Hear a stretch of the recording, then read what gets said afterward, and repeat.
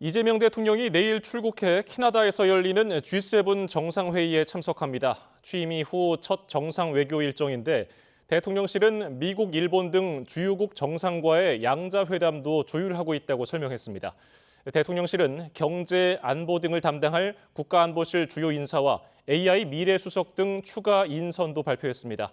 대통령실 취재기자를 연결합니다. 홍민기 기자. 네, 용산 대통령실입니다. 예, 이 대통령이 내일 G7 정상회의 참석을 위해 출국하죠? 네, 그렇습니다. 위성락 국가안보실장은 오늘 오전 브리핑을 열고 이재명 대통령이 내일 G7 정상회의가 열리는 캐나다로 출국할 예정이라고 밝혔습니다. 도착 첫날인 내일은 다른 초청국들과 양자회담을 가질 예정이라며 구체적 일정을 조율하고 있다고 설명했는데요. 이어 17일 G7 정상들이 모이는 캐나다 카나나스키스로 이동해 정상회의 행사에 참석할 예정입니다. 이 자리에서 에너지 공급망 다변화와 AI 에너지 연계 등에 대해 발언할 계획인데요.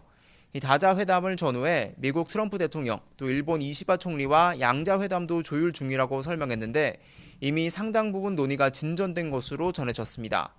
위 실장은 이번 G7 참석에 대해 대한민국이 민주주의 위기를 극복하고 돌아왔음을 국제사회에 알리는 계기가 될 거라고 평가했습니다.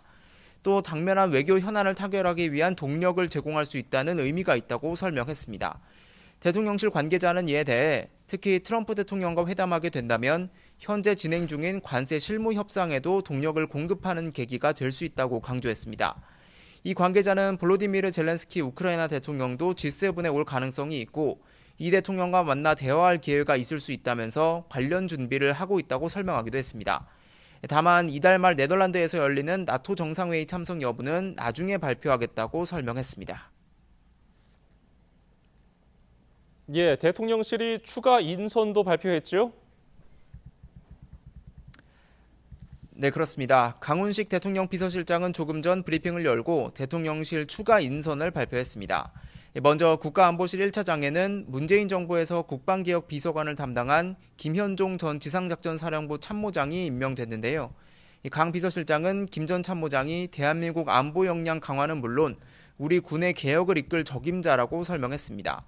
외교 안보 정책을 담당하는 2차장으로는 이몽순 주 캐나다 대사가 임명됐는데 대통령실은 국익 중심의 실용 외교를 관철할 적임자라고 강조했습니다.